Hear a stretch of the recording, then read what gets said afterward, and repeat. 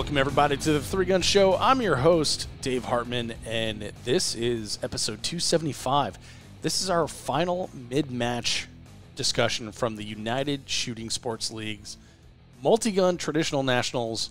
It's a good one here, and it's filled with tons of technical knowledge and even more anecdotal knowledge.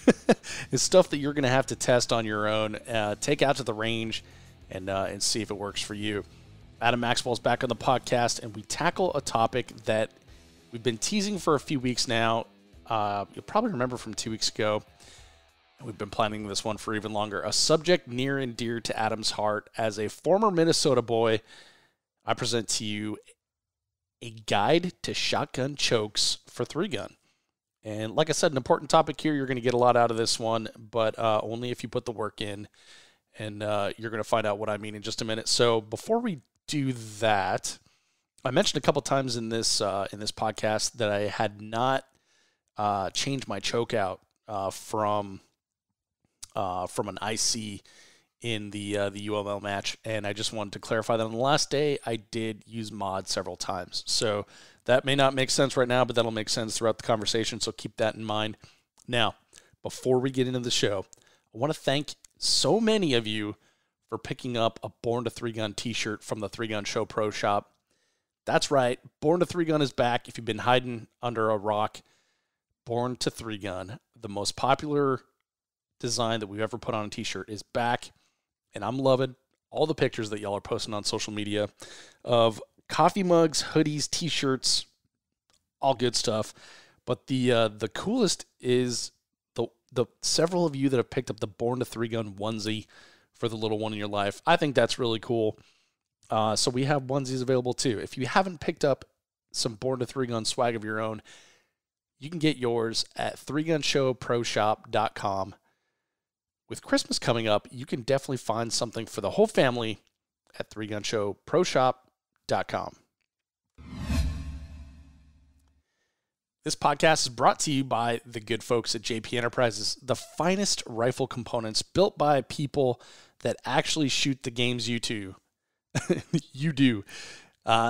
It's not like they just hired a consultant and said, hey, what is 3-Gun like? Oh, they like brakes. Here you go. No. Blood, sweat, and tears, thousands of rounds downrange, traveling all across the country, shooting matches, and coming up with the best products for you. They don't sell gimmicks, just the most accurate and softest shooting rifles that anyone could ever want. And they do it with a smile. After years of buying select JP parts to finish off my own builds, I finally own a JP rifle, an LRP-07 and 6.5 Creedmoor, which is incredibly fun to shoot. And my 3-gun rifle is outfitted with a ton of JP stuff as well. If you want to build yourself a new 3-gun blaster in the off-season here, pick a cryo-treated super match barrel off of their website and all the other Go Fast parts from JP. If you're not into building and you just want to buy it now and be ready to race, JP's got you covered there as well. Either way, visit jprifles.com. And that's about all I've got for now. So enjoy this 90-minute podcast with Adam Maxwell and I talking about shotgun chokes, one small little piece of the puzzle of 3-gun. A choke, it's literally just a tube, but there's so much behind it, and you're about to learn it all. Hey, Max, welcome back to the podcast. Thanks for having me, Dave. Night 2, UML Traditional Nationals. Yep. Navasota, Texas. Shot 2 days of stages. Got one more to go. Yep. Got 8 in the bag. I have 8 stages down, 3 to go. You have 6 down, 5 to go. 5 to go. In the Bay venues tomorrow for you. 3 more natural all trains bays for tomorrow. me. Mm-hmm. And I don't know. It's going pretty good. I'm not gonna lie. I shooting pretty conservatively at this one because the penalties hurt so bad. Yeah. I mean, Dude, you cannot nail a no-shoot or miss a target in this match. Right. Because, so the hurts very much this bad. is traditional rules for UML. Mm-hmm. EMG rules almost beg you to hit no-shoots and go fast. Right. If you Because do that the here, penalties are much lower.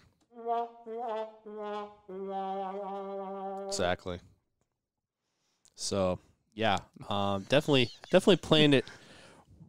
I don't want to say really safe, but one of the things I am very self-conscious about for my own game, I'm the throwing penalties guy. Like, yeah, I'm the FTNs and nicking the perf on the no shoot, and I'm good for one FTE match at least. You know? Dude, I fatigued a target at Red October Kalashnikov Championship. Yeah. That hurt so bad. I just blazed straight by it, and I took like I don't even know what it was, so this isn't like my actual stage time, but just an example. It was like a 32-second stage that turned into a 47-second stage. Yeah. For a 15-second FTE. Like, damn, that was dumb. It was really bad. Which, in traditional, like, the stage is longer, so penalties are longer. But when you look at, like, percentage of your stage in a penalty, like, that's 50% of your stage is a penalty. Add 50% of your stage time to your time, that's your penalty. Like, that's rough. That is rough. Yeah, which is why a lot of people like the EMG rules. Yeah, I think Expedition so. multi-gun. I mean, I think as we've seen, we were talking about a little bit about this on another show, but like I think we've seen kind of a generational change in the 3-gun crowd. I think this current generation is more interested in the EMG style of matches currently. Like faster matches. Fast, yeah. Speedball. Well, and that's 3-Gun Nation had lower penalties. Right. For stuff, too. It's like the clay target. Someone told me today, like, hey, if you miss a clay that's on a popper, 10 seconds, like, holy shit, that seems like a lot. Where I think 3-Gun Nation cut that down to like 2.5 or something. Yeah. They kind of let it off the leash a bit. Yeah, it's that like I think is like too low. It's go, like, you know? That one is like, well, do I even stand there and wait for it to present itself? Yeah. So, or do I just wing a round at it? Yeah. But like in the traditional, what this rule set is trying to replicate or continue with, if folks want to. I mean, you used to have to hit it, or it had significant consequences. Flying clay here is 10 seconds. Yeah. Well, and I almost think like an analogy can be made to like USPSA versus IDPA for traditional versus EMG. Whereas USPSA, a large emphasis is placed on speed. Like it's it's a combination of speed and accuracy, right? But speed definitely has a big proponent of the balance of speed and accuracy. Where in IDPA, it's like, it seems like it's all in how many points do you drop. So if you don't drop points, then, so accuracy based. Yeah. So that's what I see as like traditional rules. Like it's a big penalty if you float past a target, or you wing a no shoot, or just throw one on that target, not in the A zone. Yep.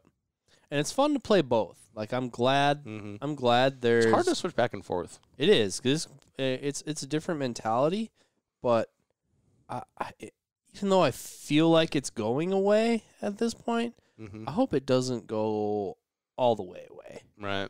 Because I think as important diversity to have in the sport, as we start to see potentially like some matches start to get called out of the schedule, that just aren't making it. Like I would, I think natural terrain, traditional style scoring matches, I think there's a place for one or two of those. Yeah. So one of the things that I think about a lot is Blue Ridge. And there's many reasons to go to Blue Ridge, and for the past couple of years, there's been some reasons that have kept me away from it. But one of the things I like about it is, the 8-round tube. It's like, hey, no, you can't have goofy long tube, right? And then like Horner scoring, I don't particularly like, but that is a specific skill set that you need to practice if you're going to go shoot that match. So that is its own unique thing, and that is part of the character of that match. I think it's hilarious that Horner scoring is just IDPA scoring with a different name. I know. People get super pissed if you say that. Oh, you mean so like IDPA? No Horner scoring. No, it's Horner scoring. It's totally different. He invented it because there's a rifle on it. Yeah. Yeah, it's actually kind of funny. You're right. It is funny. Same scoring using a USPSA target. Also, there's so caps, capital area practical shooters. They like to, or they did a 3-gun match, but they like to do scoring like IDPA, like down 1, down 2. Oh, yeah. And DMG, defensive multi-gun. Is that what it is? Yes, when you want to take a quick side trip. Wait, let me finish my finish my story real quick. I remember the first one I went to was the first one where they swapped over to 2 anywhere. Yeah. And the range master, gave like a, "Oh, you multi-gunners gonna be happy with this one," and like, this is what scoring we're doing, and which is kind of fun because he made light of it and we all laughed, so it was good. But so yeah, what's defensive multi-gun? Defensive multi-gun is when IDPA decided that they needed to get in on the 3-gun action. Crazy. When it was on its ascent in 2010 ish. I know that because that was the year I bought my first AR-15, and that was all happening at that time. So pretty confident on that date. But yeah, IDPA decided that they needed a multi-gun rule set and whatnot to accommodate their membership, and so they called it DMG, defensive multi-gun. Playing the same sport essentially with AR-15. Basically just start of the buzzer, hide behind the couch. Engage targets. I mean, it wasn't that far off, and in our area, it pretty quickly degenerated into 3-gun. It was just like we were an IDPA club, so we were calling it DMG, but Deltone had dissolved at that point, and really this was like the only outlet we had for it at the time. Minnesota 3-gun group wasn't a thing yet. Ooh, really? Or it was developing. Interesting. Yeah. So, BM.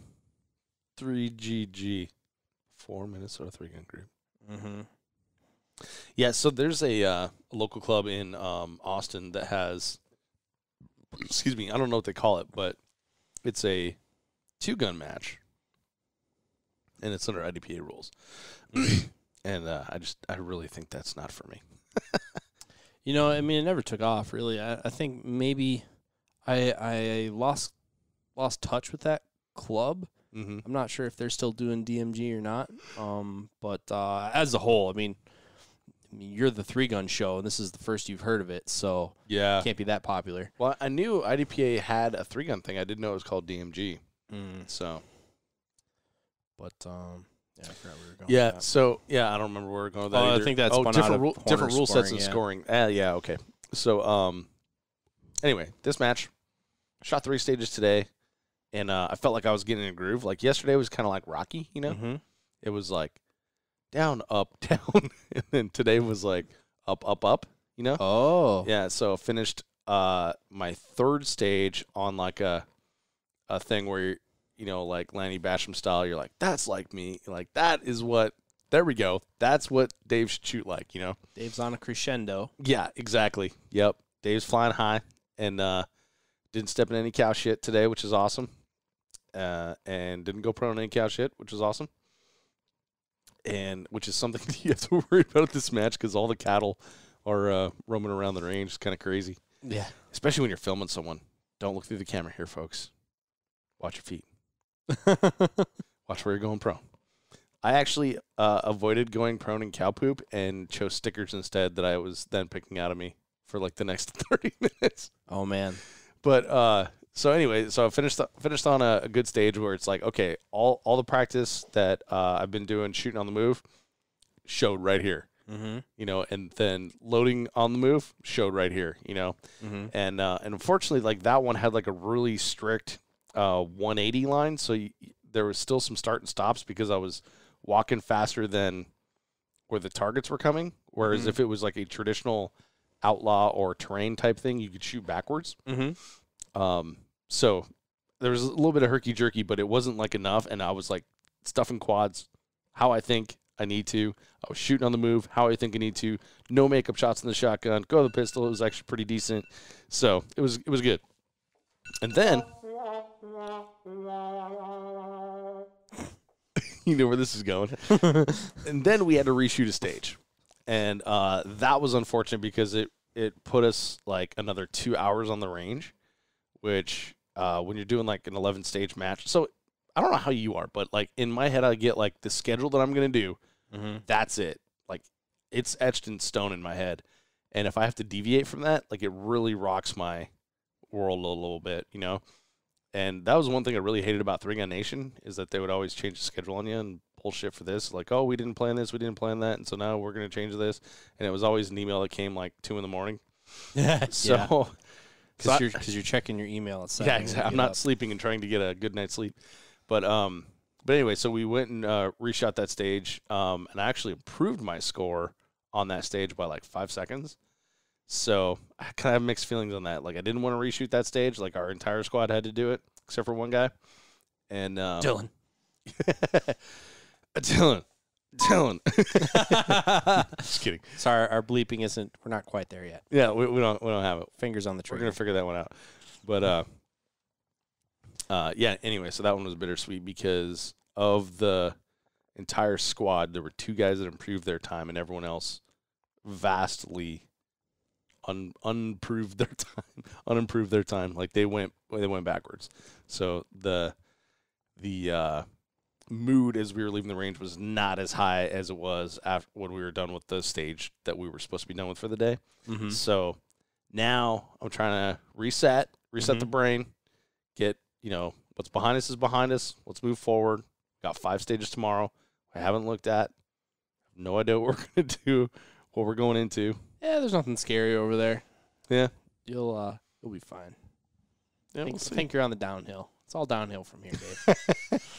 We'll see. But anyway, that's a match update for me.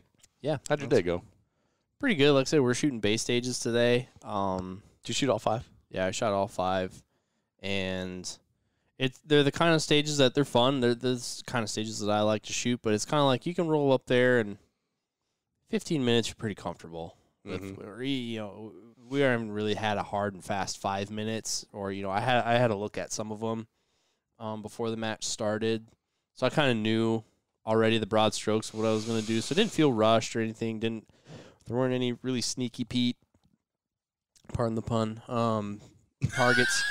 Was that on purpose? No, but it's just kind of their execution base stages. Yep.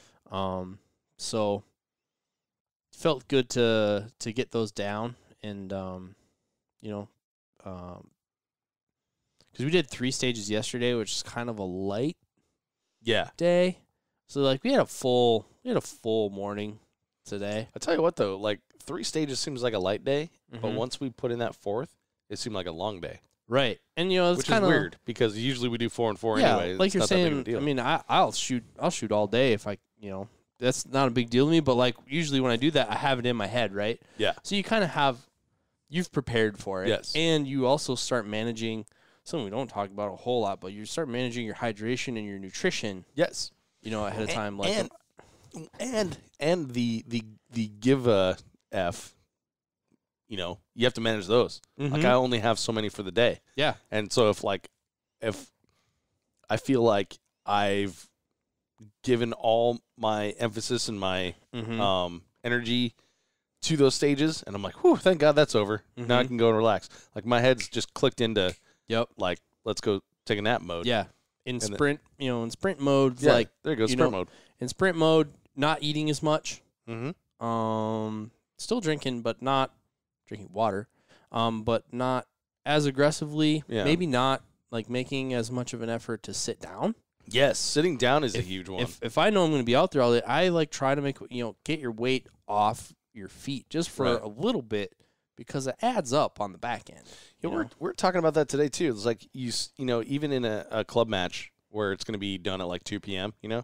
You're standing that entire time with your knees locked, and then it's like, okay, now get on the stage and be agile. Right. When I was in retail, it wasn't that big of a deal. But you didn't have to be agile. Yeah. But yeah, you're at least used to being on your feet all the time. Now I'm not. And like I don't particularly. I mean, same thing. Like I did retail for decade, maybe more, and then I worked in machine shop for 2.5 years, something like that. We're on our feet the entire day. If you were sitting down, you were in trouble. Mm-hmm. You know, which is weird to think about getting in trouble as an adult. I know, right? Anyway, you were behind the curve. You know, you weren't being productive if you were sitting down. So yeah, you stand all the time. Now, I pretty much primarily have like a desk job. So it is more to stand for an entire day, but the mixing it up is the part that like I have trouble with, you know. It's like if we're going to be, and that was like when, you know, back in the day when I would run obstacle races and stuff, you'd be on the course for 5 hours, but you knew you were going to be on the course for 5 hours. You prepared for that, you know, and you're not standing. If you had to stand for 8 hours and then now go run that 13 miles, that would be tough because you've compressed all your lower extremities, your hips, your knees, and all that stuff. Locked your knees out the entire time. You're not moving. You're not agile. So, yeah, I don't know. It's a hashtag 3-gun problems right there. Yeah, right. But I don't know. I was excited with the stages we shot today. They were good. They were fun. We got to shoot across a body of water, which is always one of my favorites. So I liked them. Yep. Looking forward to the base tomorrow. Yeah. So let me ask you a question. Yeah. Hey, Max, if you will. How many times have you switched chokes in this match? A lot. How many times has someone asked you what choke they should use in the match? Oh, well, they don't necessarily ask me, but do you hear people like just announcing it to the group, like what choke y'all going with? Oh my God, we've kind of gone into the mode of like as the season's winding down, we're coming up with ideas of things to talk about on the show, you know, to get through the winter. And this is one of the ideas that I wanted to talk about. And knowing that we were going to talk about this at some point, maybe I've just been paying attention. Yeah, there are so many golden one-liners on choke selection at this match. I'm so triggered right now. Like, are they going to be good or bad? Well, yeah. So, well, you're shooting that shorter barrel. So if he's shooting a mod, you're probably going to have to be like a light full to get the same pattern. What? What? No, that's not how. No.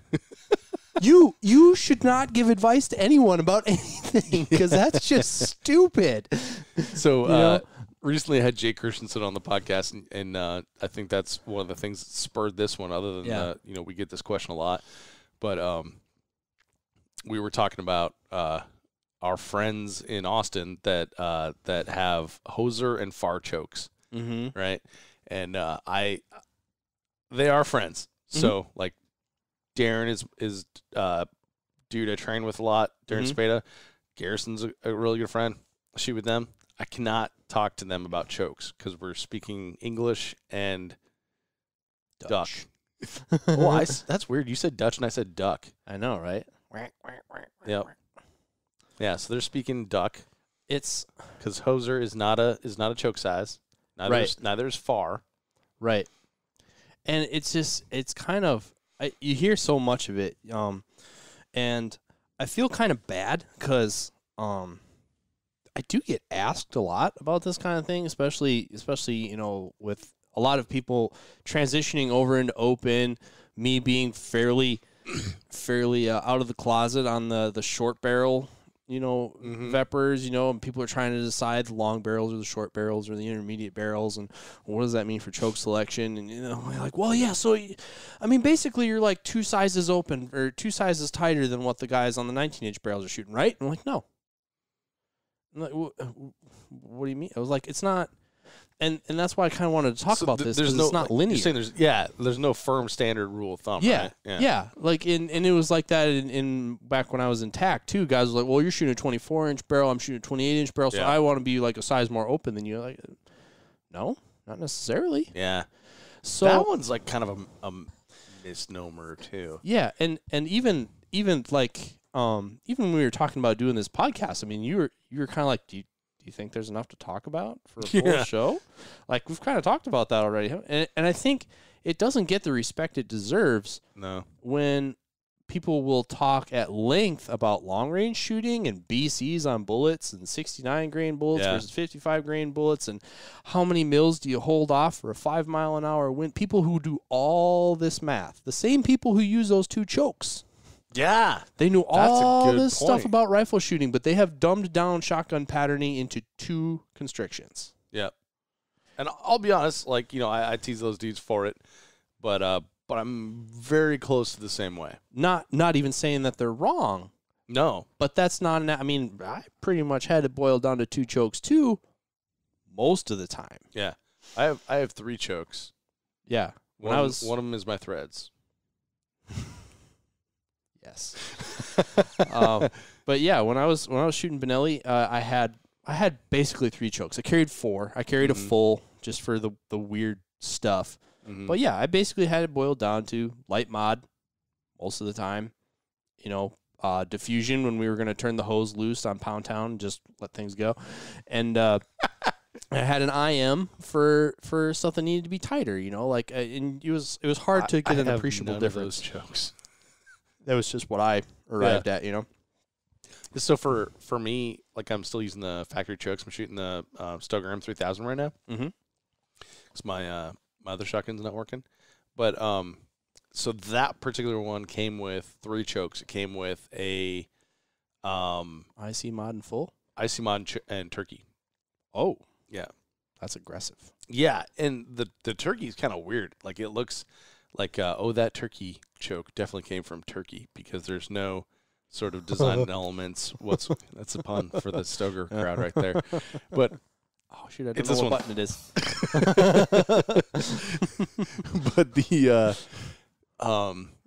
But yeah, so at some point I was like, I'm not going to be using this turkey choke, so I just discarded it. But you and I spoke recently. It's like, I think I need to go dig that thing up and pattern it just to see if it actually is a useful choke, or just get some normal chokes, which unfortunately, just not in the budget right now. Yeah, right. I feel you, bud. Yeah, but the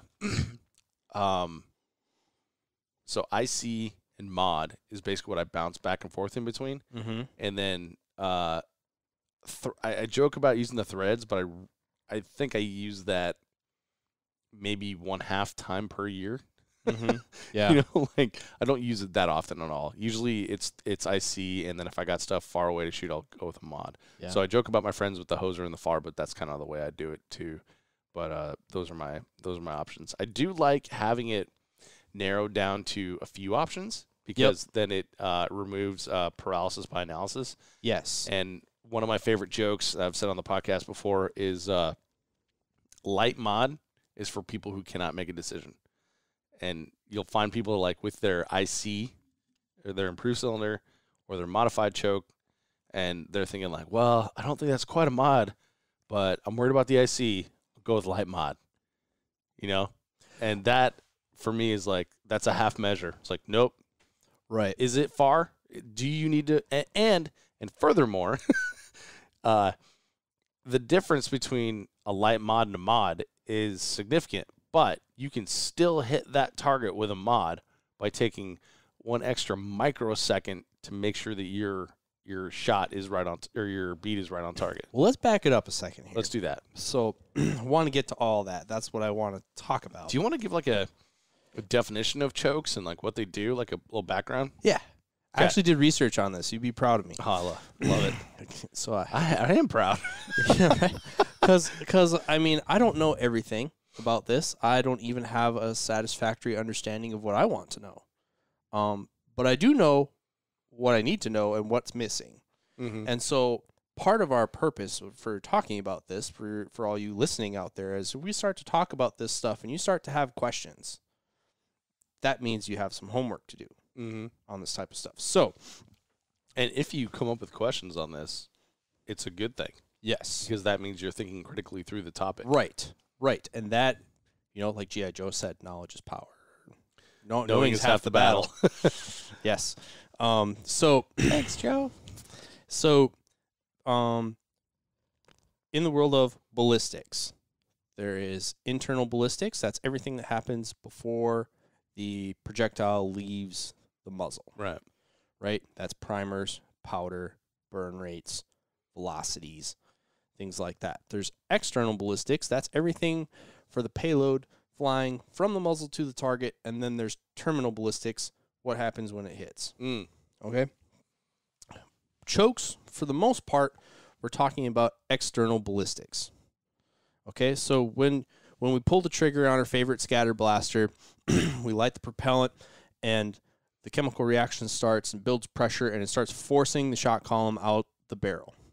Right. So what you have is a shot payload, or a slug, but you have a payload. Yeah, I guess we should stick to birdshot for this part, this portion. Yep, but you have a payload in a wad, essentially. The wad is a plastic thing that basically is just making that payload stay in the same place. Yeah, and it's a gas seal. Together. It's the gas seal, Yes. and then it's also holding that Gas shot seal for column what? For the burning propellant behind. Right. So So the gas doesn't go forward in front of the pellets. Right. Or the birdshot. Right. It stays behind it and gives all that energy Yep. to the advancement of that Yep. payload. Yep, you're lighting the powder, creating rapidly expanding gas pressure. Path of least resistance for that gas pressure to escape the chamber is to push the shot column out the end of the barrel. Mm-hmm.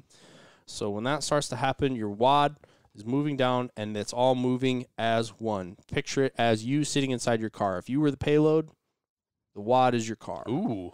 Okay? Flying down. Yeah. But it's like a 15-passenger van because it holds a lot of people. Yeah, right. More like a tour bus. Tour bus. But what happens? So when we're talking about chokes, we get to the end of the barrel and we have a constriction of some kind, very minute differences. But that constriction, Thousandths of an inch. Yeah. We're talking about essentially how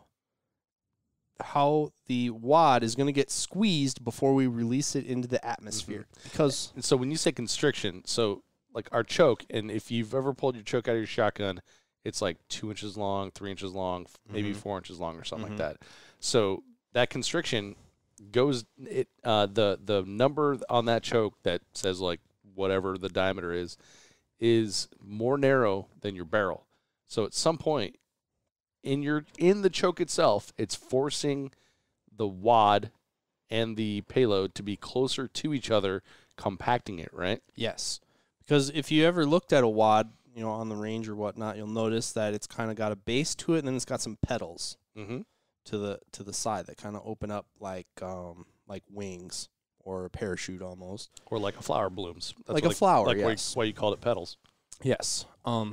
So what it does essentially is when the wad falls away from the shot column because it is exponentially lighter, and then when it opens up, it has more drag. So it essentially falls away from the shot column. That is when your pellets start spreading. So what the choke... So they start spreading outside of the barrel. Yes. When the wad falls away from the shot column, that is when the pellets start spreading. What the choke does is influences when the wad is going to fall away from the shot column. And that is dictated by that final squeeze before it exits the muzzle. So what we're doing with chokes is we're influencing when the wad is going to fall away. And then that's when the pellets start to spread. And that's why when you're shooting super close, your patterns are pretty similar. It's because the wad hasn't fallen away yet. Right. So that's what we're doing. We are timing, kind of like an air burst, in military ordnance. We're timing when that's going to fall away to have the desired pattern. It's just like a firework. Like if you're at 4th of July and you see like a rocket go up in the air, you can see it trailing, and then at some point it goes kaboom and it explodes, and all the other little embers go in different directions, colorful directions. Yep. Some go higher than others. Exactly. There's not an explosion in a shotgun to make it go that direction, but the constriction is what does that. Yep. And then the wad falling away. Yep. And then again, like a diffusion choke, what makes that choke unique is it's rifled, so it spins the wad, so the wad falls away even faster. Yeah, so that's an interesting thing. Like I've seen a lot of people look through a diffusion choke and they're like, "Wow, so it spins the shot?" No, it spins the wad. Right. And then the wad opens up and the payload is spinning at the same Yeah. time, and that's why it looks like that spinny pattern when you pattern it on a target. Yep. That's like if you have a cup of coffee and you're going to dump it on the ground, or if you're going to whip it at somebody. Ooh. Like that's the difference. Like you could just dump it out, or if you get some velocity, if you whip it, then that spreads. Yeah, like a rainbow. Like a rainbow. Mm-hmm. Now, choking has been done in shotguns for a long, long time in wing shooting, right? Most of the conventional knowledge around chokes and patterning come from wing shooting. Mm-hmm. So in wing shooting, they're trying to essentially have approximately, depending on what school of thought you're in, they're approximately trying to have a 30-inch pattern at whatever distance they're trying to shoot their target at. Interesting. So when you talk about wing shooting, you're talking about like live birds. Yep. So I don't know exactly what it takes to take down a bird, and perhaps it's like different from bird to bird. Mm-hmm. But one thing I read one time is that 2 pellets will break a clay. Mm-hmm. So any 2 pellets. So when you're talking about a 30-inch dispersion and Mm-hmm. you're shooting, it's like clay pigeons flying through the air. Mm-hmm. That's what you're aiming for. It's Yep. not like a bullet or a projectile where you're aiming for the center of that thing. Like, Right. you're giving it a spread to fly into. Yep. You're essentially trying to throw a beach ball at a clay, There you go. and you're trying to have this dense 30-inch pattern at whatever distance you want it to be at. In a game like Skeet, where you're within 10, 15 yards, sometimes less of the target, you want that pattern pretty close to you. If you're shooting trap or duck towers, I don't know how popular duck towers are in other parts of the country. Sporting clays. Yeah, but sporting clays, duck towers, essentially, they have a clay machine way up high on a tower, and it throws a long crossing shot. Like They duck have those flying in over. sporting clays for sure. Yeah, Yeah. it's kind of a sporting. I'm not sure if it's unique to the Midwest. So, Mm. but anyway, that target is significantly further away. Right. That target's 30 yards away, 40 yards away, Mhm. maybe. So we want that same 30-inch pattern to develop much further away from us, and that's where, And so that's tighter choke. that's where chokes came from. Is because they're trying to control where that 30-inch pattern is, and they want good, dense coverage of that 30-inch circle. Right. Ideally, you would want your whole shot payload to be in there. And some of how they define what different chokes are is they shoot said circle at that distance. They count how many pellet holes are in that, and then they compare that with the known payload of that shell. Right. So, Yeah, so the when you're talking about properly choking, it gets way more complicated when you don't shoot the same shotgun shell all the time. right. They didn't have 7.5, so I'm going to go with 8s. That's way different. Yep. They Yep. didn't have Federals, so I'm buying Winchesters. Yeah. Completely different wad. They didn't also stay in the same line. They didn't have like the Federal bulk pack at Walmart, so I picked up the Grands, the Federal Grands. Yep. The new one that everyone's really excited about. Mm-hmm. Those are completely different. Yep. I have dove load. Well, that's 7.5, 2 3/4 inch, just like this skeet load. Yep. Is that the same thing? I usually shoot 1165s, but they only had 1350s Yes. velocity. Yeah. Okay. So that's a good point. Like in my squad, there are 5 of us shooting gray Winchester AA's. Mm-hmm. They're all different, Yes. and like I'm just put them. If someone gives me something off the ground, I'm just putting it in my range, my practice bin in the back of my truck. Not to say that these are necessarily like dangerous to shoot. No. But external ballistics, maybe Consistency. maybe a negligible difference, but maybe not. Yeah. Okay, And then I paid a lot of money to be here, so I want to be sure of what I'm shooting. Right. And so, but backing up, so wing shooting, that's where the patterning came from. Most of what's known about patterning is in that context. Now, and then, we're talking about, in the world of tactical shotguns, they're trying to get 9 pellet buckshot into a human torso. Mm-hmm. You know, so there's this big gap between tactical shotguns and wing shooting and what we're doing. Right. Because we're shooting targets at a greater variety of distances. We're not trying to get two pellets on a clay. We're trying to push a piece of steel over or knock something down, you know, activate something. Usually it's steel, or clay or, you know, whatever. But we're trying to do something much different than incapacitate a bird or break a clay. And we're doing it at variable distances, and we may be doing it in proximity to a penalty target. Yes. So now we're not just trying to manipulate where that 30-inch circle is. We need to know at what rate the shot column is going to spread with each choke at varying distances, at every distance. We want to know what that shell or what that shot column is going to do with that choke, you know, appreciably in 5-yard increments out to 35 yards. Mm-hmm. And then we want to know that with each choke. And then, you know, we want to know, you know, subtleties within them. Right. So, because we want to, you know, depending on what the target is, a clay only takes, the golden BB to neutralize a target. But if that same target, you know, at that same distance, it takes, you know, at least a dozen pellets probably to push over a significant piece of steel. Right. You know, so. Yes, but and then is the popper set hard? Is the popper set light? Right. Is it a knockdown? Is the pedestal that the knockdown is on small or big? You know, those are all things you have to take into account right when you're selecting a choke. Does the rule set that you're playing credit you with a spin? Yes. 45-degree spin. Yes. Does that count?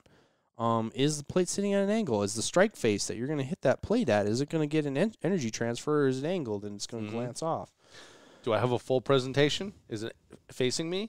Or do I have a partial presentation like it's bladed away from me, so I'm going to be only putting part of my pattern on that from where I'm shooting it? Right. Yeah.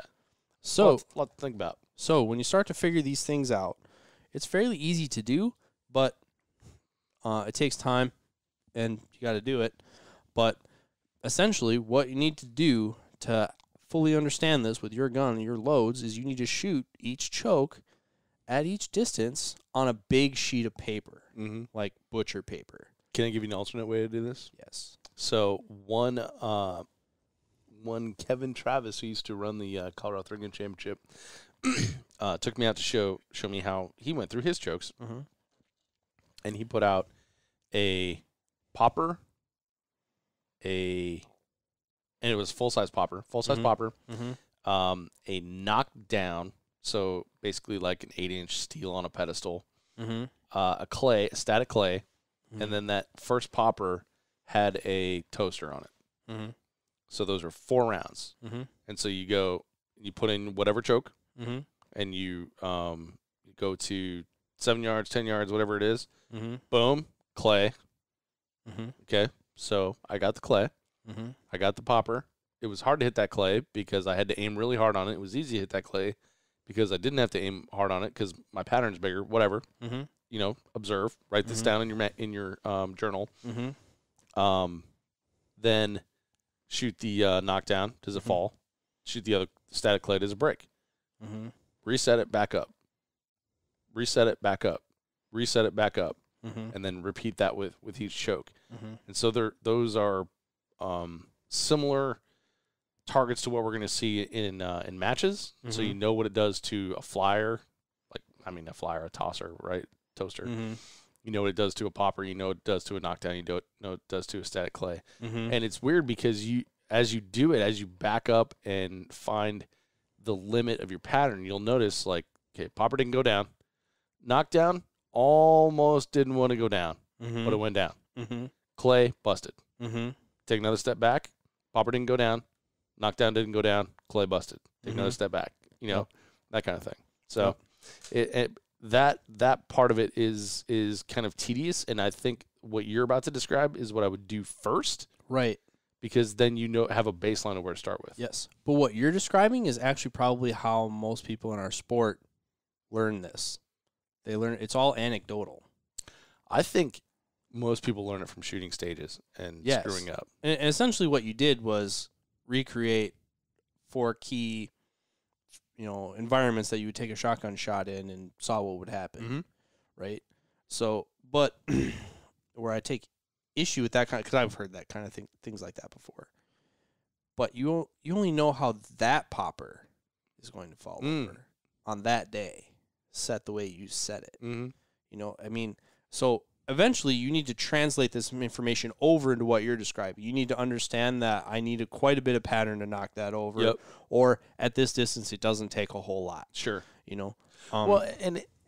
So this reminds me of some advice I gave today. Like there was someone that was asking me about the spinner. Well, how do I shoot the spinner?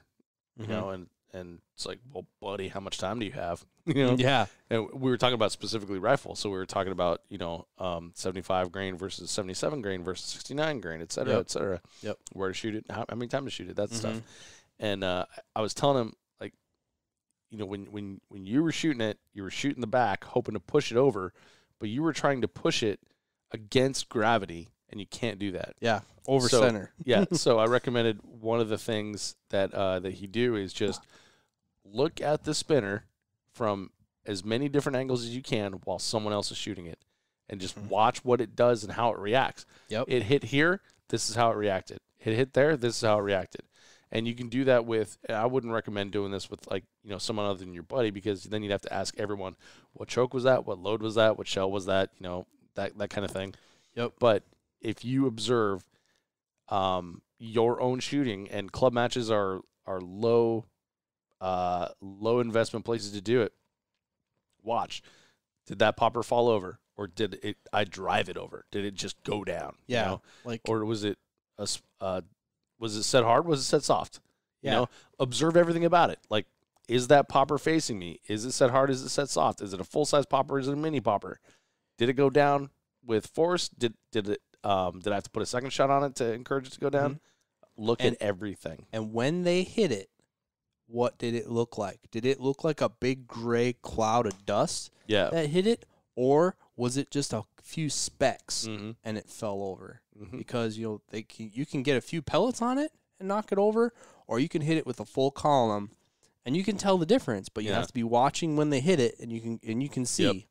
And then from there, you can apply what we're about to talk to into when you look at a target, be like, okay, I want the gray cloud when I shoot that. Yes. Or that's really close. I only need to hit that with a few pellets. And it's a clay. And that's one of the things, so I take heat all the time for hating PCC, which I don't actually hate PCC. I dislike it in 3-gun because it changes the stage design. And static clays are traditionally something we shoot in 3-gun. Yes, they're expensive from a match management standpoint, totally understand, but they are something that are enjoyable to shoot, and it is a target appropriate for the shotgun. The reason I like clays, you can shoot those from almost anywhere on the stage. Yep. And I love that. I think it's so cool. It's like, I could save myself a whole other position if I just, line up these two clays right here and just dust it from here. Shoot in the middle of them. So when we pattern a shotgun, we're looking for when I shoot, you need that's the other thing too, is kind of like one of the other ways people have described patterns to me before. They shot a piece of steel and they showed me here's what it looks like on a piece of steel.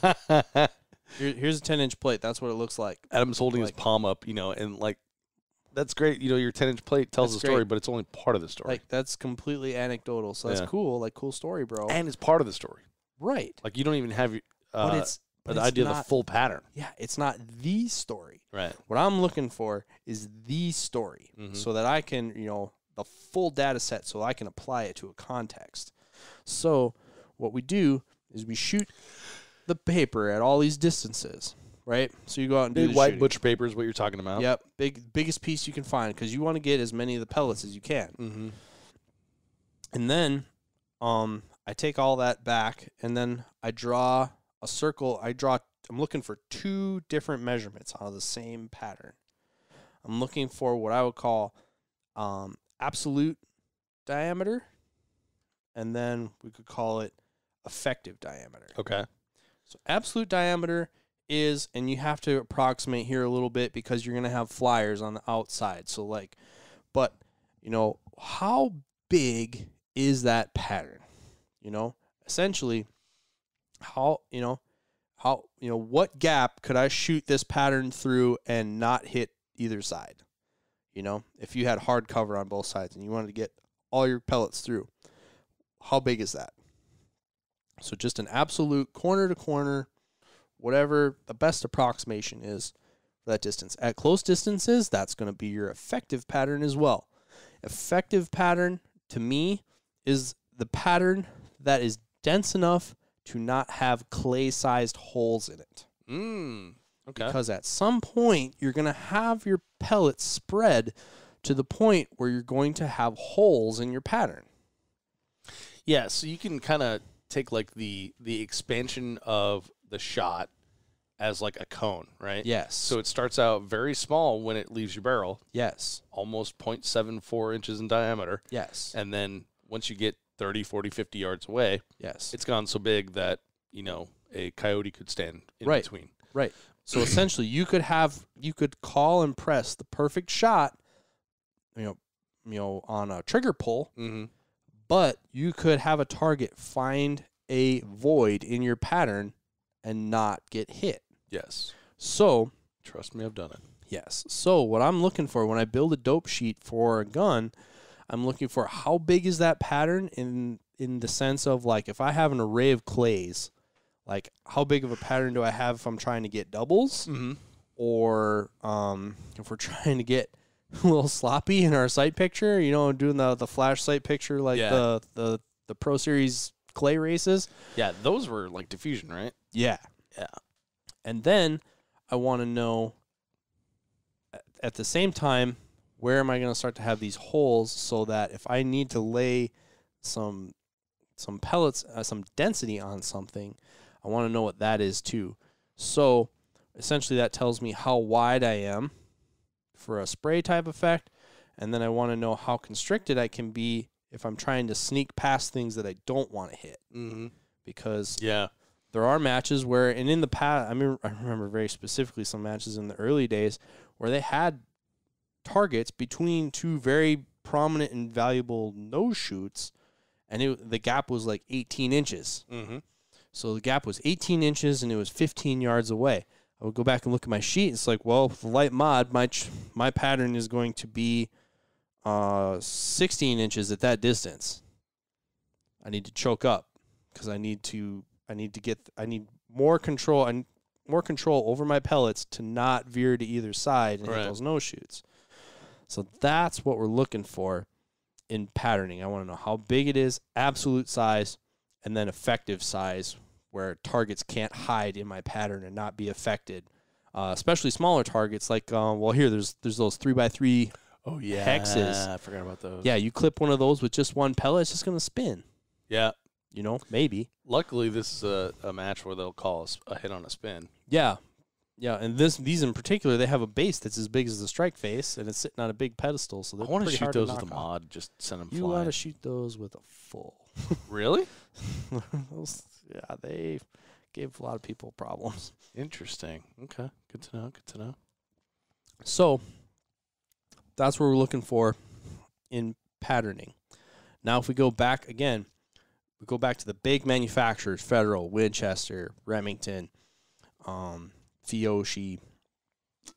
They're making shot shells for wing shooters, for sporting clays, for skeet, for trap, for hunting applications. They are they're building them to be shot out of field length barrels. Right. I think I don't know the exact number of what the proof barrel length is, but I'm betting it's 30 inches or longer. That would make sense. So what's proof barrel? So like that's the Sammy spec. Right. What's Sammy? That's the I don't quite know what it stands for, but it's the standardizing body for ammunition. Yeah, it's a specification. Yeah, exactly. So it's like ANSI or SAE, would be for engineering or for automotive. But they're the ones that say a 12-gauge load can't produce more than this pressure. Yes. And it must be of this size and things of that nature. And similar to that is something that we talk about a lot in long-range shooting or in rifle shooting, period, is don't trust the velocity that's on the box. Right. Because you don't know what the proof barrel was. Right. And you do, but it's probably longer than yours. Well, you have to look it up. It doesn't actually say it on there. Correct. And it will be longer than yours. Because I don't know anyone that shoots like a 22-inch bull barrel in 3-gun. Exactly. So your velocity is going to be something less than that. Exactly. Just like with the shotgun. So one of the great things about having those silly long magazine tubes that we have on our shotguns is that now it's like nobody cares about barrel length. So it used to be like you'd want the shortest barrel length or whatever. Right. Guys were like even experimenting with 18-inch barrels. Don't do it at home, kids. You will be upset. But seemed like a good idea at the time. It did, and it was not. Appropriate use. So the first shotgun that I had was a JM Pro's Tactical Division, and it was actually made at the time for the purveying rule sets, 22 inches long, and a magazine tube that met the barrel length. Right. My Stoker's 24 inches. My Breda. I want to say my Breda's 24 also. Sounds about right. Maybe 26. Maybe 26. It's probably you're probably right. It's probably 26. But now like getting off the shelf shotgun because you don't have to buy the air quotes tactical one for 3-gun. We're looking at barrel lengths that are more on the 26-inch side. Yep. And so the closer you are to probably 26 or certainly 28 or 30 inches, you're probably closer to what that advertised velocity or that intended velocity is going to be. And that's not to say that we recommend those barrel sizes. Nope. But that is a fact. But as a major ammunition manufacturer, when they designed that wad to perform at that velocity. As we start reducing barrel length, we are losing velocity to the tune, I believe, of 70 feet per second per inch, roughly. That's a lot. We could just use that as like a frame of reference, even if it's not technically correct. And it's going to depend on shotgun to shotgun and elevation to elevation, temperature to temperature. Yep.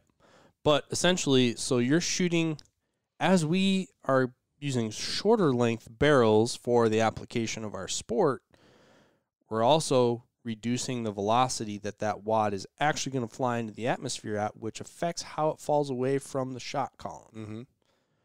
Not as big of a deal in TAC optics, but when we started crossing over into, or when I started crossing over into open, right now we're talking about 19-inch barrels, right? 16-inch barrels, 14-inch barrels, and that's where when I shot Dissident Arms SOB, 8-inch barrel, 8-inch barrel. Shot that at Red October. It was awesome. Yep.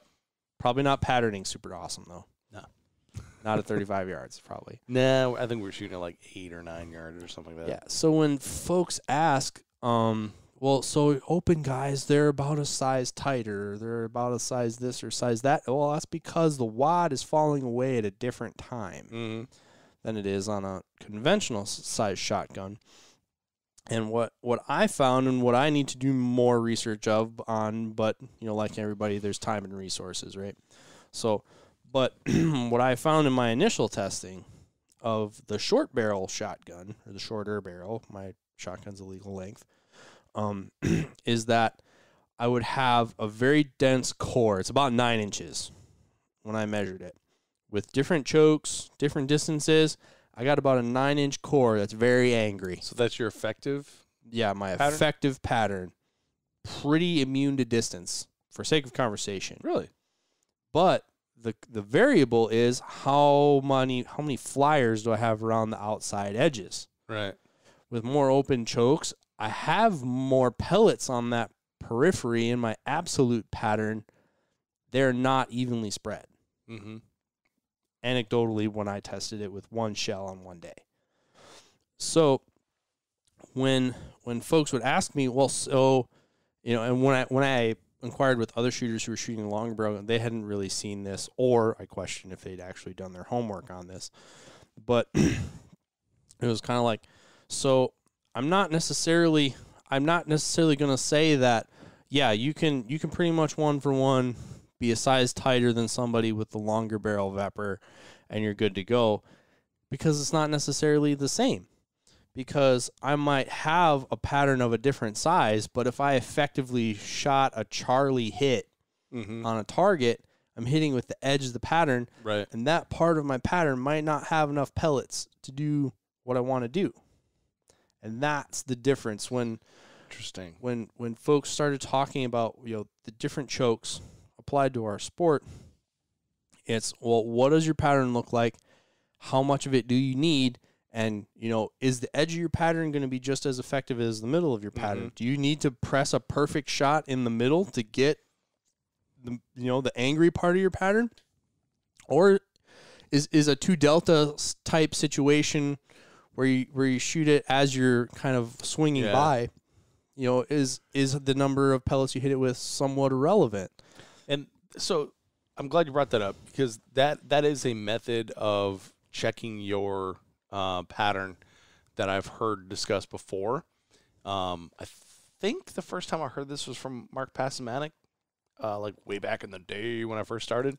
Sounds like something you'd talk about. Yeah, but the idea was take your shotgun bead and put it in the center of the target, knock the target down. Now put it on the right edge of the target, knock it down. Now put it another bead length off of the target. Does it knock down? Now put it another bead width off the target. Does it knock down? And then keep doing that until it doesn't. And so that's another, anecdotal thing. That's another test you can do to see how sloppy can I be with my shotgun. I've never done that, and I aim hard at everything. Right. But when you look at some of these array, and what, like, especially in open, you guys see somebody just crush an array of stuff that's really close together.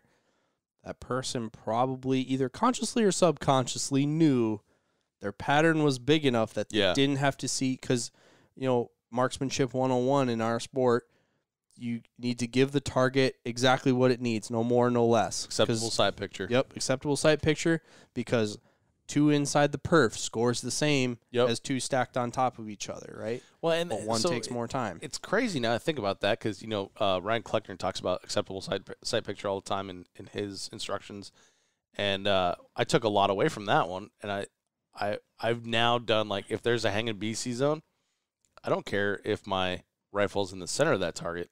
If it's on the right edge or the bottom, I'll pull the trigger, because I'm going to get a hit. And the time it takes somebody else to drive it to the center is time that's pushing you forward. However, for 8 years now, I've been doing that with my shotgun. Oh, I need to get to the lab. See? And now here's, so the power of the shotgun.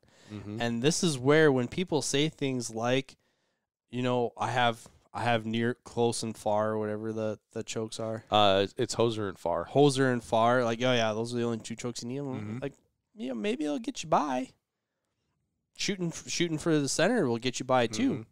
Well, and so maybe, so if you don't have time to pattern all this, you don't know what choke you have, aim for the center, right? Yeah. So maybe I'm hampering myself with using an IC, like it's way too tight for what I need.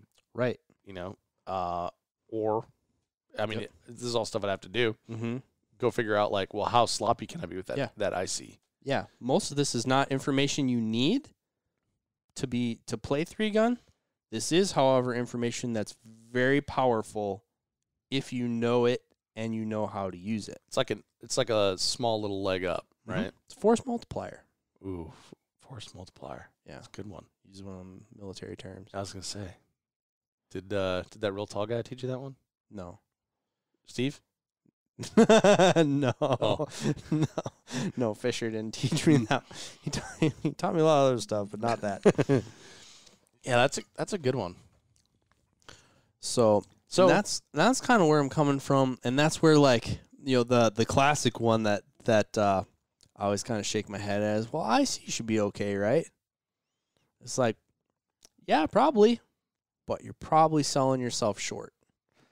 And, people who don't bring at least a couple different chokes and some understanding of what they do and maybe played around with them a little bit to start to get a grasp on some of these things that we're talking about, you're selling yourself short. Right. It's when we were talking about this in another podcast too, for marksmanship versus athleticism. Mm-hmm. This is a place where, especially if you're kind of fancy yourself on like the not athletic side of the spectrum, Like the thinker side? yeah, this is where these are things that you don't have to be an athlete to wield this power. You just need to know it, and then this may be a strength that you can use to offset a weakness that you have. If you're not fast enough to run 15 yards, down range to get close to a target, you might be able to have the presence of mind and confidence to be like, no, I know that with this choke, I can knock that over from 35 yards away with a shotgun. I can't tell you how many times I have been like planning to shoot something with a shotgun, and I've heard people walk in the stage and be like, oh, that's way too far to shoot with a shotgun. Oh, yeah. And I just like, well, watch this, dudes. And so I've stepped up, planted my feet, took the shot, knocked it over, and then they felt super silly for running, because guess what? The pellets run faster than I do. Yeah. That reminds me, Three Gun Nation Hurricane Nationals. I think that's one of the places I did it. Our first time that we met. Yeah. That was, my Stoger was new at that point. Like, I'd just gotten it from RCI. I think I shot one other match with it, which was, no, that might have been the first place I shot it. But Mark Roth told me, like, hey, if you have, we cut the port, and then otherwise, and we'll put in the X tube, monotube. We do the sights and all that. Other than that, function is how it comes from Stoger, right? So there's some rough edges because it is a Turkish shotgun. It's a low price point. If you have time, take it apart, Dremel it, polish it, all this stuff. Don't have time, shoot 1300s through it, and it'll work it in over a case, right? So I wasn't through that case by the time I got to Three Gun Nation Nationals, so I was like, okay, well, I'm going to shoot 1300s in the match. So, and that was before I, really thought anything about chokes or anything, so I shot what was in there. Turns out, they're bird guns. They're sold to bird hunters. There's a mod choke in there. And so I'm shooting 1350s, I think is what I was able to find. So I was shooting 1350s with a mod choke. And I was winging shit like no one's business. Like those KDs were going, wah, like off into the bushes. Yeah. And I remember there was one clay that one target they tried to say that I didn't shoot. And they're like, well, you stopped, 18 yards before everyone else did. And I was like, yeah. And like, well, it must not have been reset because you didn't shoot it. And like, well, I shot it. Like, where'd you shoot it from? I'm like, over there. I pointed like, well, you can see it from over there. And like, well, how did you shoot it from over here? I'm like, I put the bead on it. I pulled the trigger. Like I wasn't understanding where they were going with it. And then once I started watching everyone else, I noticed most people were shooting like 1145s, 1200s or whatever it was. And so everyone had to get like much, much closer. And I was like, oh, there's a superpower in not being a pussy when you select your shotgun shells. Yeah. So you don't need the 1145s. If you can run 1250s and be okay, go for it. Yeah. No, I remember some of those stages were you at the Tulsa? Yeah, you were at the Tulsa Nationals. I was there. I didn't shoot it. Yeah. There was a couple there where we did, at the time I was traveling a lot with Chris Ozin and Jake Latola. And so we would look at something and be like, oh yeah, we're gonna put the IM choke in. We could shoot it from over here, but whoever the first one of us would do that, we'd square off on that thing, shoot with a shotgun. And I remember a few times hearing in my earphones, people were like, "What the?" I was just like, "Yep." How you like me now? Like me now. Yeah. But, knowledge is power. Mm-hmm. So So anything else you want to mention on chokes? Because I kind of want to talk about loads real quick. Yeah, let's do that. So I prefer to choke for a target. Mm-hmm. There are some cases though where I've went and bought like the Remington Express long range. I think is what they're called from like the big $25 or 25 pack from Walmart. Them high bases. Yeah, exactly. And they are 7.5s or 8s. Mm-hmm. They completely fall within all the rule sets that I've seen. Mm-hmm. But they got a little extra oomph. And if there's like one target on a stage and I have a place to load it in, and it's not going to be like a weird candy cane where it's going to mess with my mind, I'll just stuff that little guy in there, and then take that down. One target, 2 targets, or something like that. If it gets to be like, okay, well, this is just be too much brain damage, then I'll switch to like a mod choke, because a lot of times, so the rule of thumb is like choke for the hardest target on the stage, right? Mm-hmm. But if you know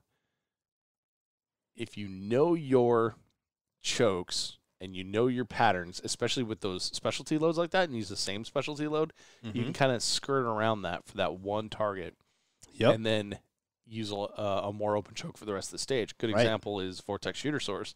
They're a real big fan of jungle runs, which are awesome, right? Mm-hmm. And 1 year, Jeremy put like these bowling pin things, which were stinking heavy targets. Oh, those suck so bad. Those are heavy, and they got a big lip on them too. Got a big lip. They're heavy, and he put 2 that were like unreasonably far away. Air quote, unreasonably far away. Where people were like, "Oh, I don't know. I don't even know if I can hit that from here." That kind of thing. And then there was a dump barrel, so you couldn't advance past that.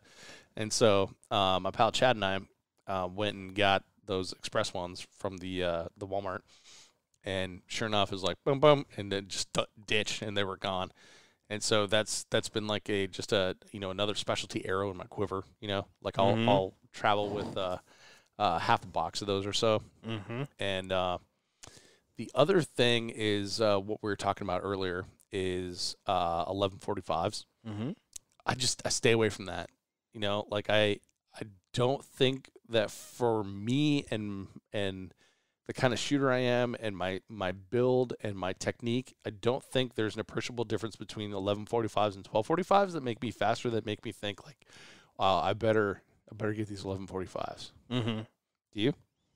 I really liked the 1145s back in the day. That was my go-to back in the day. When I was 2 years ago. Yeah, when I was shooting limited and tack, I was 1145s was my go-to. I don't know, I just liked them. Mm-hmm. My gun ran them. Kind of coming from that pistol philosophy of like, well, if my gun runs the lighter load, I'm gonna use the lighter load. Yeah, so I like that, but I also like to watch my targets fall decisively. Mm-hmm. And so for me, like 1200 was the best, but for some reason, finding 1200 in double A's is difficult. So that's why I shoot 1250s, because those are easier to find. Yep. And dude, I'm not above getting 1300s. I don't care. I got 1290s in my truck right now. I'll shoot them tomorrow.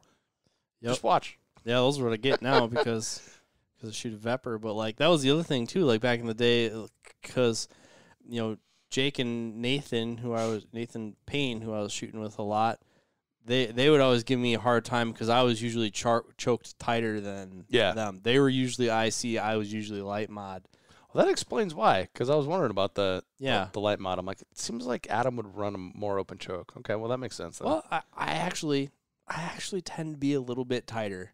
Okay. Because I want it to fall. Mm-hmm. See, I do too. I don't want there to be any sort of like decisive. I don't want to be in the middle of the stage winging 4 rounds at something that's not falling and like think like, how could I possibly get closer to that? Yep. But like at the same time, so I was shooting a 24-inch barrel with a light mod 1145s. They were shooting 26, 28-inch barrels with ICs, and they were shooting 13s and 1350s. Essentially, we were probably shooting the same thing. Yeah. We just got at it a different way. Interesting.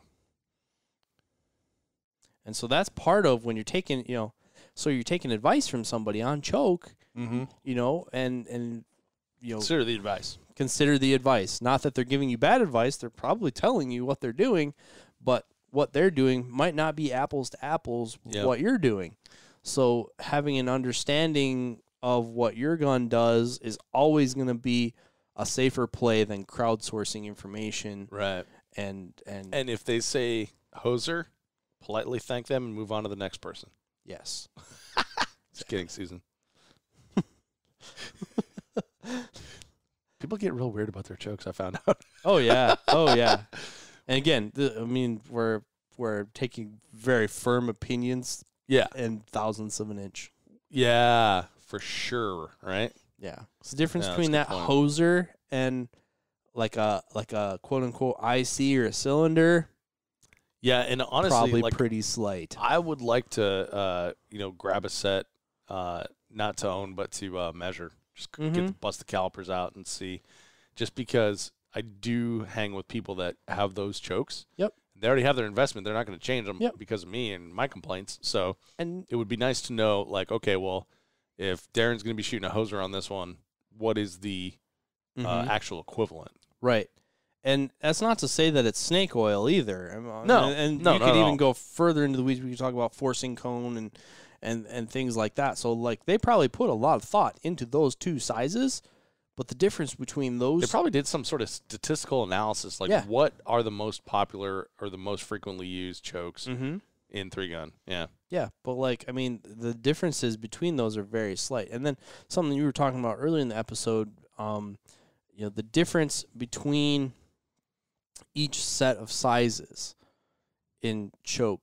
When we're talking about, if we're talking about conventional tube length guns, I would really challenge somebody to be able to tell me the difference between a shot that was absolutely an IC shot and absolutely not a light mod or not a cylinder. Yes. So excuse me, I totally agree on that one. It is difficult to tell. There is a lot of subjectivity to what we're figuring out here. As far as like the names of the chokes and everything, they don't make any sense. Absolutely not. There's and that's why I joked with Lan about doing like a metric choke system. But what I did and what you can do yourself is I printed out a choke chart. Don't recall where I got it. It's probably on Wikipedia or something like that. But it just tells you where chokes start and where they end as far as like constriction goes. And a lot of times there are ones in there that you don't have or don't need, or ones that we've never even heard of in 3-gun, and there's like light full. Yeah, there's some wildcat ones or something like a light full.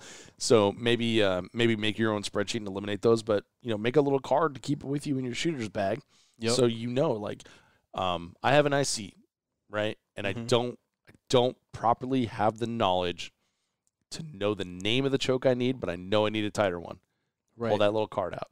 And that will, it does two things. It gives you the answer you need, and then it helps you save face, because nobody likes to be the ignorant one on the range, So if you're embarrassed to ask, if it's going to keep you from asking because you don't know what the names are, and you don't have anyone around you that can guide you through that process, just print out the little choke thing and bring it with you. So don't have any shame on that one. Right. And I would say also, like, you can pretty comfortably, it's hard to decide one size to like one incremental step between one choke and another. It's pretty easy if you skip sizes, though. Like, yes. It's pretty just easy to say that, yes, this is an improved cylinder shot and not a modified shot. Correct. Yeah. So you're familiar with this because we've talked about it before, and I've said this on the podcast, but the school of choking that I subscribe to is what Mark Yackley told me years ago, Generation 3-gun. He says, everyone has this palette of chokes to choose from, and they waffle on which one to go through that's like one step up. It's like why I joke that light mod is for people who can't make a decision. And he says, I have a mod, an IC, and I want to say it was a skeet. I don't recall. He's like, I have I have a tight pattern, I have an open pattern, and I have a way open pattern. He's like, what do I need for this? Do I need a tight pattern? Do I need an open pattern? Or do I just need a normal one? And so IC's the norm, and then does it need to be tight or does it need to be open? Mm-hmm. So that simplifies everything, right? Yep. It just takes it down to those three choices. Yeah. And especially if you're new in the sport or you're still acquiring gear and deciding like what you need and what's nice. Yeah, or if you just only have the factory chokes that it came with. Yeah, you can only still have the get by factory with those. Yeah. Yep. Or if you're buying chokes, like if you're trying to buy the extended ones or something like that, like I kind of accept one as a baseline. Pick IC or light mod, whichever it is, or whatever one's comfortable for you in your area, and then just start skipping every other size. Yeah. Or maybe every 2 sizes or something like that. And that's ultimately what I did. I had one way on the open spectrum, I had one on the pretty tight spectrum, and I had one in the middle. And if you're buying gear like incrementally, like that's one of the reasons I really like building AR-15s. Like I have parts of 3 builds going on right now. It's fun, because you can do it one piece at a time, like Johnny Cash. And if you need to do that with your chokes, then choose your middle ground. Yeah. Your light mod or your IC, whichever you like. Buy that one. Next month or next 2 months or whatever it is, when you've replenished the cash supply, go buy the tightest one you think that you'll need, or talk to your buddies and say, what's the tightest choke you've ever used in the areas that we shoot, the major matches that we shoot or the club matches that we shoot, whatever it is for you in your situation, buy that choke. So now you've got an IC and a mod in the nice knurled chokes that you don't need the little tool to get out and bangs into your magazine tube. And then, a couple months down the road, get your open. Yep. Your open choke, which is going to be your cylinder, your skeet, your diffusion, whatever it is you decide is the one for you. And then if you think you need to after that, fill in. Yep. And that's absolutely what I did. For a long time, all I had was diffusion, light mod, improved mod. And a few years ago, I just kind of felt myself wanting for something in between, because diffusion can be kind of a spooky choke. Yeah. If you're shooting it at steel. So I was always like, well, I want something more open, but I don't want to go full diffusion. Yeah. So I ended up with a skeet. And I think that is a reasonable choke to make on your open and a skeet, because it's very open, but it's not rifled, so it's not going to give you the spooky things you're talking about, right? Just a little bit of a crimp to get a little bit of consistency.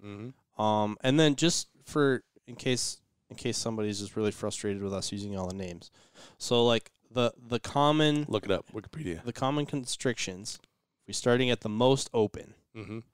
So the rifled one that spins the wad, that's diffusion.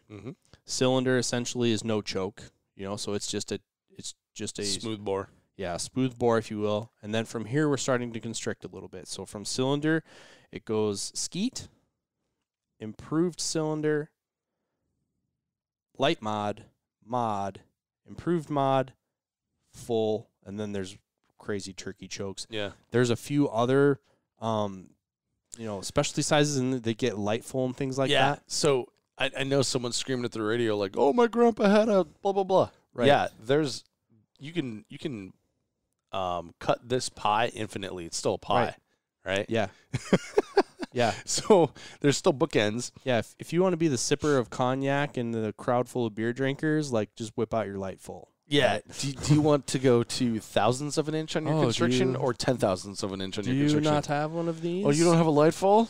But this is definitely a light full stage. Everybody, I'm putting in my light full. Yeah. Light skeet, modified skeet. So essentially, to decipher it a little bit, the macro sizes are cylinder, modified, and full. Yep.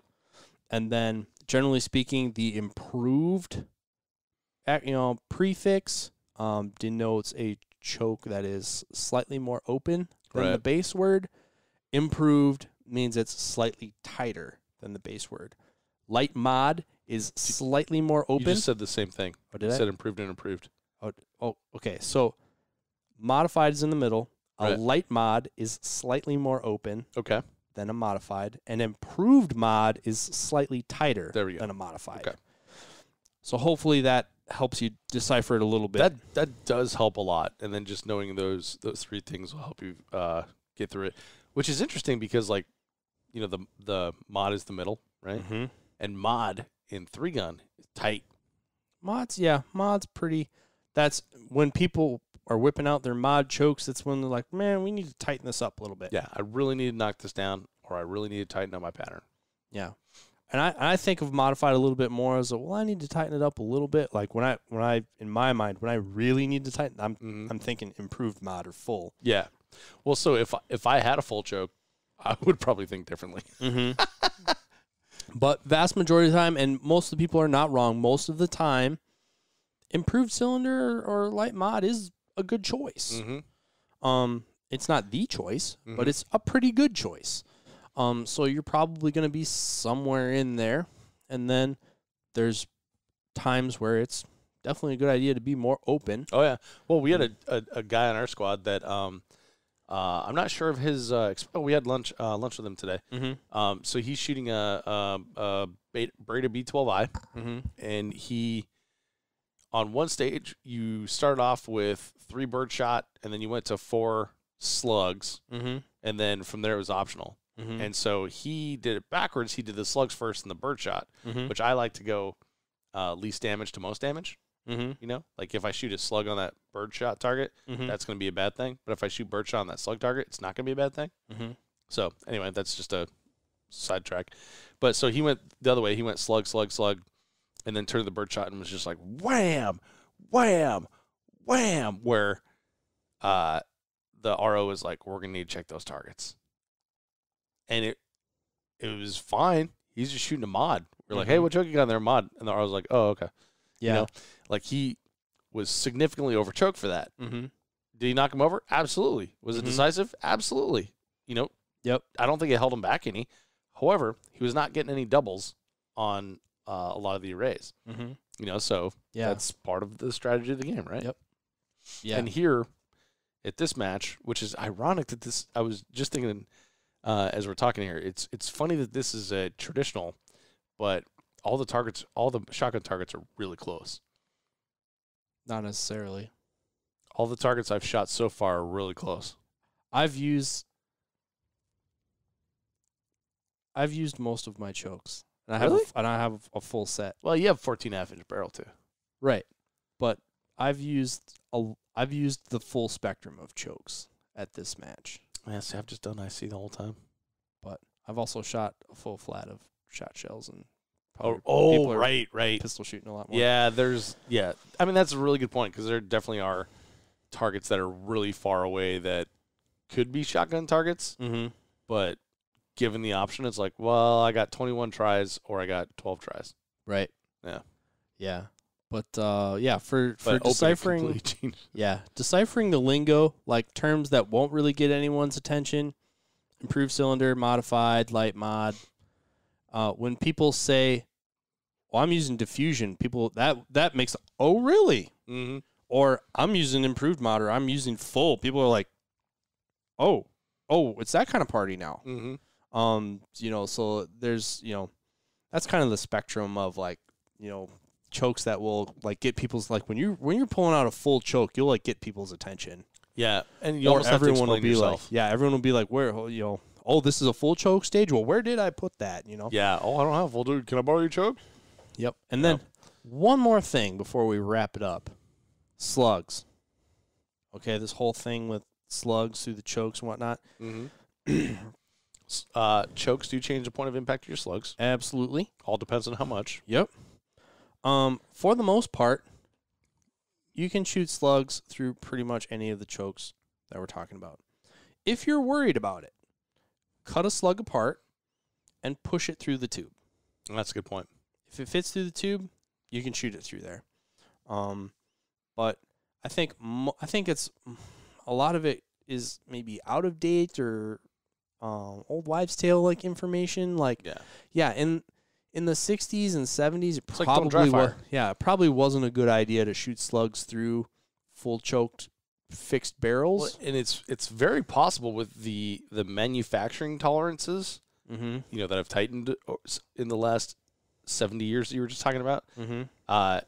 Not only have slugs become more consistent, but you know, from like tolerances in casting versus swaging, but chokes are too. You know. Yeah. So I mean, I shoot slugs through improved modified chokes. I've done it several times and wouldn't hesitate to do it again. I have done this full too. Nice. It's pretty rare the stage that you will need to use a full choke and shoot a slug. Yes. I was not aware of this this thing about the modified choke and slugs until I did it, and someone was like, "Oh, what choke did you have?" I'm like, "Blah blah blah." Well, you shot slugs through that? I'm like, should I not? Yeah. Like people are yes, you should respect firearms. Yes, you should respect slugs. Yes, you should respect all these things. It's a dangerous game that we're playing. But people are like way too cautious, especially on the club level side, of trying new things and trying things and testing things. Yeah. Like you said, all the people that tell me not to throw a slug through my mod. Have you ever pushed a slug through a mod? Yeah, exactly. Manually? Now, if I were picking a choke to go deer hunting with and shoot slug, no, probably wouldn't pick a full choke. Yeah. It's not going to fly the best. No. Honestly, the best the best groups we get with slugs, that in my experience, guns that I haven't have tested, usually it's a light mod or an IC, something with a little bit of constriction. Tends to have the better results, but each gun's an individual. Certainly shotguns, because those barrels are far more variable than rifle barrels are. They're more pipe than tube. Yes. And that's why they have gauges. Yes. So would shooting a slug through an IM be my first choice if I was going to shoot slugs? Nope. But if a stage lays out that I need an IM choke and I also happen to need to shoot a slug, I'm not worried. Yeah. So, but if you're concerned, verify these things for yourself. Just saying, in my experience with my guns, that has been my experience thus far, and it could change at any moment. But certainly, that has been my experience. And as always, test everything. Like you have homework now. We told you how to become one with your shotgun. Yep. So, like I said, I don't have all the answers to these things. These are questions that I have, and these are things that I'm trying to learn about my systems too.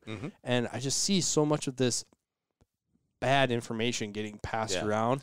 Like, I just wanted to maybe reframe the context of the application for you in hopes that, listeners out there will go out and maybe get some of this information and decide some of these things from a position of knowledge, and that'll probably improve your match performance. 100%. Great topic. I think a lot of times we get like a lot of rules of thumb in 3-gun or in practical shooting in general, and instead of testing them, people take that as gospel and then they regurgitate that rule of thumb. For example, in a lot of the 3-gun groups, I see a lot of people commenting on firm stances of this is how it should be, or this is how it is, or whatever. And I think, like, God, who the hell are you? I've never heard of you before. I'll look people up in practice score all the time. Get out the competitor app, put your name in there, and bro, if you only shot 2 club matches last year, like, maybe you should not be giving advice on chokes. So not to say like to suppress yourself, but like no. You're probably in the position where you should be listening more than talking. Correct. Yes, that is what I was getting at. And so, if you do have friends in the sport that can help you through it, listen to their advice, but test that too. We're your friends. Listen to our advice, but test it for yourself. Put it into action. See what you come up with, because it definitely could be different based on your particular situation. That is all I have to say about that. Thank God. Let's go to bed. Not let's go to bed. You go away, and then I'm going to go to bed. Right. Yeah, Dave's going to be asleep before I get to my bed. Pretty much. Before you hit the car, I'll be sleeping. All right, man. Last day of UML Traditional Nationals tomorrow. Let's finish strong. Let's get a little last day of the 2019 season for us. Yeah, for me too. Yep. Only club matches from here on out. Yep. I think I'm leaving my shotgun behind to get some more like dissident goodies put on it, but maybe we'll have to talk about that some other time. Nice. All right, everybody. Thanks for hanging in with us, and choke wisely and test everything. Bye-bye, everyone. Thanks for listening to the Three Gun Show. If you like this type of content, you can support us on a monthly basis for as little as $5 by subscribing on Patreon at threegunshow.com/Patreon, Patreon. You can also give your business to the companies that support the Three Gun Show, including Vortex Optics, IWI, and JP Rifles. Until next week, I'm Dave Hartman, and I'll see you on the range.